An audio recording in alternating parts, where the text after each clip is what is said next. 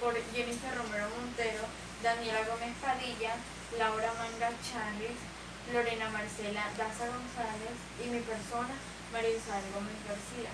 El tema a tratar hoy son soluciones químicas. Para esto contamos con otro como subtema, como el concepto de qué es soluciones químicas, el tipo de soluciones de cada una de acuerdo al estado físico de los componentes, según la concentración, soluciones electrolíticas y no electrolíticas, de acuerdo a la tonicidad, iso, hipo, hipertónica, o sea, todo esto también, las aplicaciones de las soluciones en el área de la salud. Yo les voy a hablar un poco de qué son soluciones químicas. Las soluciones químicas son, es una mezcla homogénea de una o más sustancias, la sustancia disuelta se denomina soluto y esa está presente en pequeñas cantidades en comparación con las sustancias que se disuelven, que se denomina solvente. En cualquier discusión de soluciones, el primer requisito consiste en poder especificar sus composiciones. Esto es en cuanto a las cantidades relativas de soluto y solvente. También se le puede nombrar como una disolución a todo esto.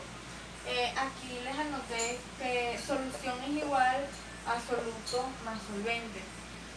La concentración de una solución expresa la relación que tiene la cantidad de soluto a la cantidad de solvente. Para esto, las soluciones poseen una serie de propiedades que las caracterizan, como primero, su composición química es variable. Las propiedades químicas de los componentes de una solución, de la solución no se alteran. Las propiedades físicas de una solución son diferentes a las del solvente puro, como la adición de un soluto a un solvente aumenta su punto de ebullición aumenta su punto de ebullición y disminuye su punto de congelación. La adición de un soluto a un solvente disminuye la presión de vapor de esta. Tenemos unos factores que afectan la solubilidad. Pero para esto debemos saber primero qué es la solubilidad. Es la cantidad máxima de un soluto que puede disolverse en una cantidad dada de solvente a una determinada temperatura. Los factores que ponen como como que afectan esta solubilidad sería la superficie de contacto, la agitación, temperatura y presión. ¿Qué es la agitación? Bueno, al agitarse, las soluciones se van separando, las capas de disolución que se forman del soluto y las nuevas moléculas de solvente continúan en su disolución. La superficie de contacto, como me había olvidado nombrarla, definirla, pues, la interacción de soluto a solvente. De soluciones. Hay diversos factores que afectan a las soluciones, como el soluto, la fase en la que se encuentran y por supuesto la solubilidad. Por lo que en función de esta característica se definen varios tipos de soluciones. Entre estas tenemos según su concentración y según la cantidad de soluto. La concentración de una solución expresa el grado de solubilidad de la misma, por lo que esta juega un papel importante a la hora de definir el tipo de solución. Así, dependiendo de la capacidad del solvente de aceptar una cantidad de soluto. Las soluciones pueden ser clasificadas en insaturadas, saturadas, sobresaturadas, diluidas y concentradas. En insaturadas son aquellas en donde es posible seguir añadiendo más soluto a la solución, es decir, que no se ha alcanzado la máxima solubilidad del solvente. Ejemplo, el agua de una piscina es una solución insaturada de cloro con agua, ya que es factible agregar un poco más de cloro para que se diluya en el solvente que representa el agua. Saturadas son soluciones en las que, dada una temperatura, el soluto no se disuelve completamente en el solvente. Ejemplo, mezclar 502 gramos de azúcar con 500 milímetros de agua. Sobresaturadas. En estas soluciones, el soluto está presente en una cantidad excesiva y se deposita en el fondo del recipiente a través del receso de cristalización. Ejemplo, las bebidas carbonadas son incluso en el agua con gas y los vinos espumosos. Son una solución sobresaturada de dióxido de carbono y gas en el agua, según la cantidad de soluto. Diluidas son soluciones en las que la cantidad de soluto es muy poca con respecto a la cantidad del solvente. Ejemplo, añadir una cucharada de azúcar a una taza de café caliente produce una solución de azúcar no saturada. Concentradas contienen una gran cantidad de soluto, pero no la suficiente para alcanzar el grado máximo de saturación, por lo que el solvente puede seguir acetando más soluto. Ejemplo, si a un recipiente le agregamos 50 milímetros de agua y le agregamos 6 cucharadas de azúcar, obtendremos una solución concentrada y sobresaturada, además, ya que el azúcar no se va a diluir. Modo de expresar la concentración en unidades físicas y químicas.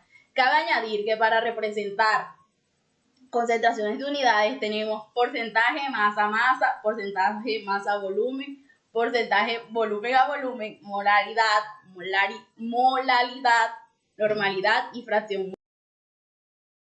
Como venía diciendo, la concentración de una solución se define como la proporción de soluto en la disolución. Para calcular el porcentaje en masa se divide volumen de soluto sobre volumen de disolución dividido por el 100%, al igual que el porcentaje en masa va a ser igual a masa de soluto sobre masa de disolución dividido por el 100%. El porcentaje en masa también será igual a la masa de soluto sobre volumen de disolución multiplicado por el 100%.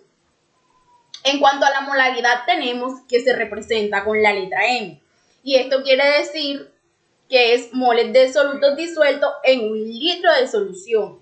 Formalidad se representa con la F mayúscula normal, equivalentes de soluto disueltos por litros de solución. La molaridad, moles de solutos disueltos en un. ¿Cuándo son unas sustancias de tipo electrolíticas o no electrolíticas? Cuando son electrolíticas, las soluciones electrolíticas son todas aquellas en las que el soluto se encuentra disuelto en el solvente formando iones. Es decir, se disocian y por esta disociación tienen la capacidad de conducir electricidad. Un electrolito es una sustancia que al disolverse en agua da lugar a formación de iones. Los electrolitos pueden ser débiles o fuertes según esté parcial o totalmente ionizados o, como lo dije anteriormente, disociados en medio acuoso. Un electrolito fuerte es toda sustancia que al disolverse en agua provoca exclusivamente la formación de iones con una reacción de disolución prácticamente irreversible. ¿Qué quiere decir irreversible? La palabra irreversible quiere decir que esta a su vez no se puede anteriorizar o tratar de disolverse porque ya esta reacción ya está en un punto en donde no tiene solución. Comúnmente los electrolitos existen como soluciones de ácidos, bases o sales. Más aún, algunos gases pueden comportarse como electrolitos bajos, condiciones de alta temperatura o de baja presión.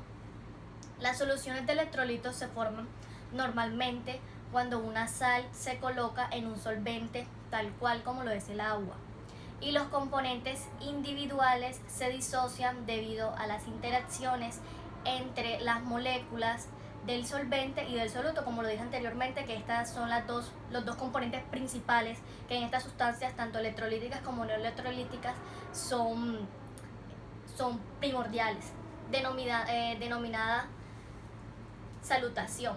A diferencia de los electrolitos fuertes, un electrolito débil es una sustancia que al disolverse en agua produce iones parcialmente con reacciones tipo reversible. Es decir, anteriormente la palabra fue irreversible, esta es reversible. ¿Qué quiere decir? Que se puede cambiar esa sustancia o se puede transformar. Las soluciones no electrolíticas, como su nombre lo indica, son lo contrario de las anteriores. No contienen compuestos disociados y por lo tanto son el tipo de soluciones que no conducen para nada electricidad. Otra característica de algunas soluciones electrolíticas es que tienen la capacidad de conducir la electricidad. Las aplicaciones de un electrolito pueden variar desde su uso clínico para la recuperación con pacientes con diferentes trastornos como la deshidratación. Aquí es donde juega un papel fundamental los tipos de soluciones en el área de la salud. De algunos iones importantes para el funcionamiento normal de la célula y en general del cuerpo hasta uso industrial debido a sus propiedades conductivas. Es crucial y es monótono de que estas sustancias estén involucradas en el área de la salud. También algunos ejemplos de soluciones electrolíticas que son las que conducen energía eléctrica y forman iones, tales como el agua con sal, ácido sulfúrico con agua, ácido clorhídrico con agua, agua con miel. También le encontramos el agua de cal, que es una solución de hidróxido de calcio, que ya sabemos que todos los ácidos son las bases y las sales. Las sustancias no electrolíticas son aquellas, como lo había mencionado anteriormente, que no conducen energía eléctrica, es decir, que no forman iones. Agua pura. Un ejemplo de sustancia no electrolítica es la agua pura, solución con agua y azúcar, solución de agua con glicerina, que esta es la más principal. También encontramos el benceno en agua, la fructosa con agua, el cloroformo en agua y el tetracloruro de carbono en agua. Estas soluciones son las más fundamentales para poder definir o constatar las soluciones tipo electrolíticas y las que no son electrolíticas, principalmente en el área de la salud. Estado físico del componente. El estado físico de una disolución lo define el solvente. Estas soluciones pueden ser clasificadas según el estado físico que éstas presentan, tales como sólidas, líquidas y soluciones gaseosas. Las soluciones sólidas son todos aquellos componentes que pueden encontrarse en un estado sólido a temperatura ambiente. Por ejemplo, el latón es una aleación ampliamente que se utiliza para producir instrumentos musicales, siendo formado por una mezcla de 95 a 55% de cobre y 45 a 5% de zinc. Soluciones gaseosas. En este caso, todos los componentes son gaseosas. Un ejemplo más común o clave es el aire atmosférico, que se compone del 78% de nitrógeno, 20% de gas oxígeno y 1% de otros gases como el dióxido de carbono y el vapor de agua. Solución líquida.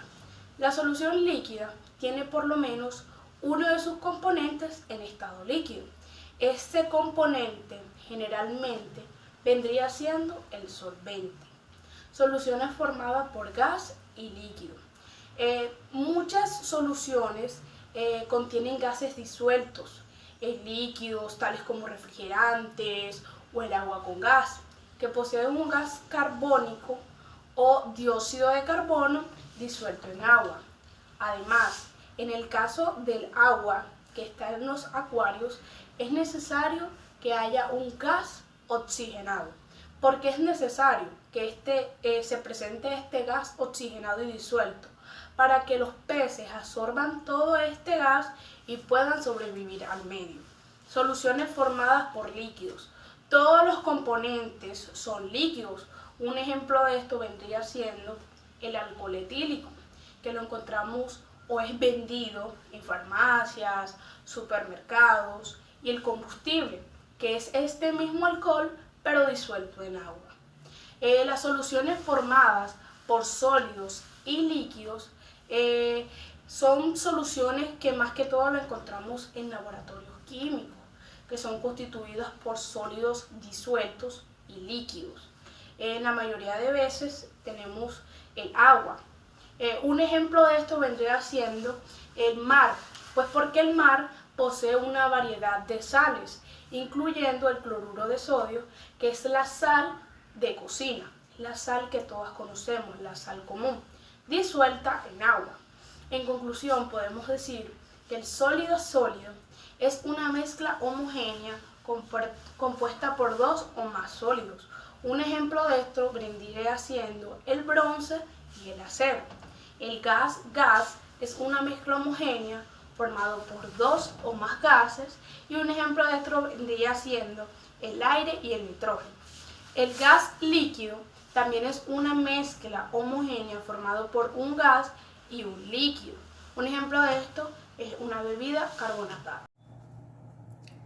En relación a la tonicidad, en este tipo de soluciones, los solutos son cristaloides o coloides, es decir, aquellos sólidos que tienen apariencia de un cristal. La osmolaridad, en este caso, es una unidad de concentración de las sustancias involucradas que cuantifican cómo los moles del soluto afectan la presión osmótica de dichas sustancias.